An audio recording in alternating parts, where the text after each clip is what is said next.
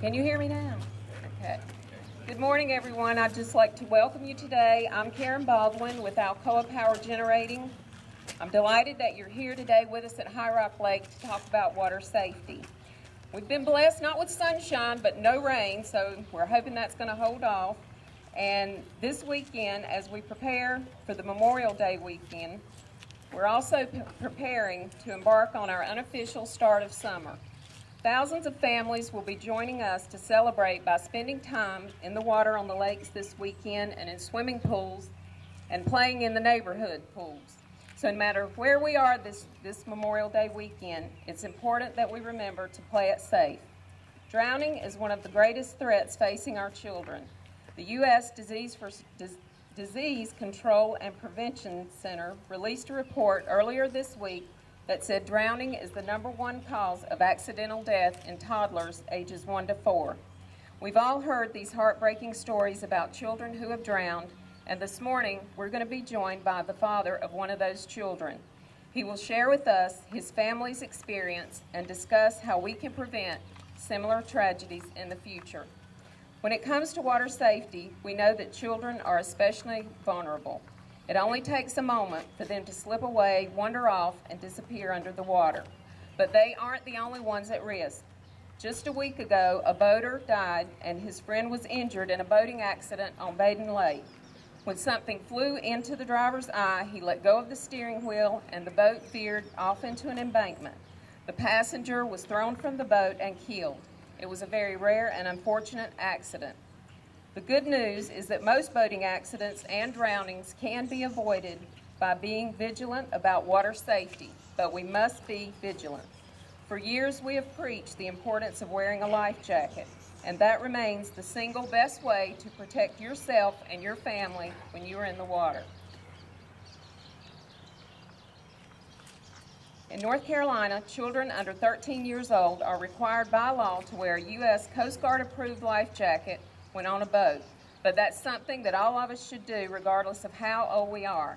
This past Saturday, Alcoa donated more than 100 life jackets just like this in our Play It Safe on the Lake Water Safety Saturday campaign. We hope that the children that receive those life jackets will embrace the idea of wearing a life jacket whenever they come to the lake. We are joined by these law enforcement officers from across the region today who assisted us Saturday. They're here today and they will share again some water safety advice and tips for you. I would like now to recognize representatives from the North Carolina Wildlife Resource Commission, the Davidson County Sheriff's Office and Davidson County Rescue Squad, the Montgomery County Sheriff's Office, who is not here today, and Rescue Squad, the Rowan County Sheriff's Office and Rescue Squad, the Stanley County Sheriff's Office and Rescue Squad, the U.S. Coast Guard Auxiliary, Pooltown Volunteer Fire Department, Millers Ferry Fire Department, Healing Springs Fire and Rescue, and the Liberty VFD. Also, the U.S. Coast Guard Auxiliary. On behalf of Alcoa and the Alcoa Foundation, it's my honor and privilege to be able to present the YMCA of Stanley County with a grant check for $25,000 to support its Learn to Swim program. John, if you and Leo accept this.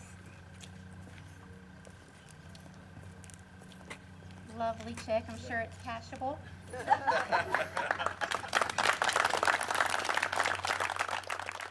Our water safety experts to share some of their advice and wisdom with you. Our first guest comes from the North Carolina Wildlife Resource Commission, the state agency that does a great job protecting our lakes and all of our natural resources. This is Sergeant Anthony Sharam. I myself have a large voice. I think I can speak loudly without the speaker. North Carolina Wildlife, we like to promote boating safety through several avenues. One's through education. By going on the internet, ncwildlife.org, we have a list of boating safety courses that are scattered throughout the state. During the spring and summer, we have one per month in each county scheduled, free of charge and open to the public. So we would encourage first-time boat owners, people who like to learn a little bit more about boating, to attend these free courses. Safety starts at home before you come to the lake. It's essential that a boat owner or operator check their equipment prior to coming to the lake. Check PFDs for serviceable, to be sure they're serviceable in their conditions and the proper sizes for the occupants of the vessels. Also, if you're going to come to the lake and enjoy alcohol, be sure you have designated drivers. People on board the vessel that are 21 years of age or older can drink alcohol, but the operator cannot become impaired or intoxicated. So always a designated driver that drinks only a soda for that day. Be sure you know where your safety equipment is on your boat. Proper life jackets are most properly used when worn. If they're stored in locked boxes or the moths and bugs and everything else that eat them during the winter, they're not going to do you much good. So be sure you wear your life preservers. Children under the age of 13 in North Carolina are required to wear a life preserver when they're on a vessel underway. Coast Guard Auxiliary.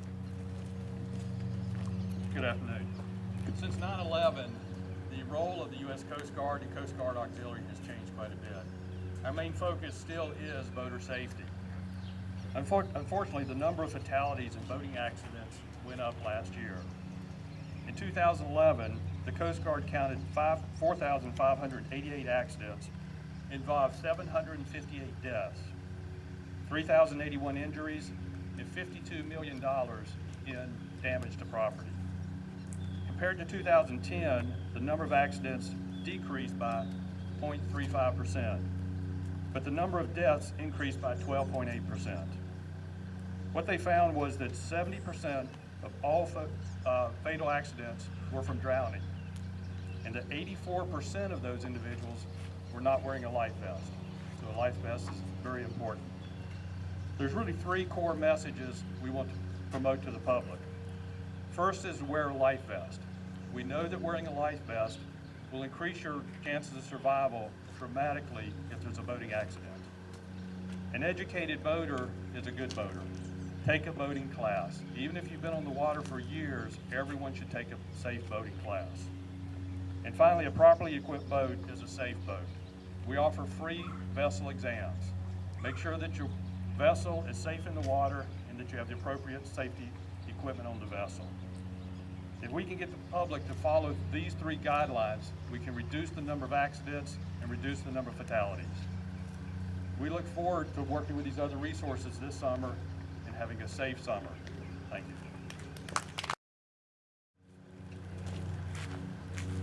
Thank you. In 41 years in law enforcement, working with the Sheriff's Office and close to the lake, I've never saw a drowned person wearing one of these. Use the personal flotation device. That's the message. That's the message that we keep hammering to people. We have a wonderful resource at High Rock Lake and the Yaqui River. If you look at the map of North Carolina, you've got this beautiful blue spot right there in the middle, and that's us. High Rock Lake and the river impacts so many counties around here and so many folks, and it's a wonderful resource for recreation, fishing, swimming, and so forth. And I certainly continue to appreciate the support that Alcoa gives us, the law enforcement, the rescue squads, the fire departments. Just look around. Look at all the contributions of equipment, manpower, money for people to man these access areas and so forth. And it's the safest it's ever been on the lake. But Alcoa continues to strive to make it even safer. I started years ago, obviously, and it wasn't unusual for us to have 10 or 12 drownings a year around Davis and on the Davis side, much less the rest of the river. So we've got the access areas improved. We've got drinking almost eradicated as access areas, at least while we're there. And we've got this wonderful safety program started, so we continue to appreciate Alcoa. Continue to urge people to participate in the safety training and to use personal flotation devices. Thank you. Rick Burris. I can only echo basically what's already been said out here today, but I do want to reiterate what Karen said. We did have a boating accident last week which resulted in a fatality, and that's a terrible way to start off a season of enjoyment, and it's just a tragic loss for some family.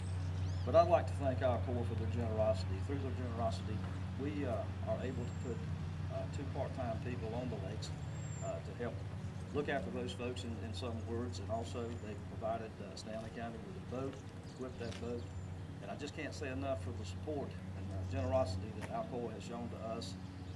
been through some trying times, and but as far as law enforcement goes in Stanley County Sheriff's Office, Alcoa has been a great asset. It's been a pleasure working with you, and I hope we have many years ahead of us to work together. Thank you.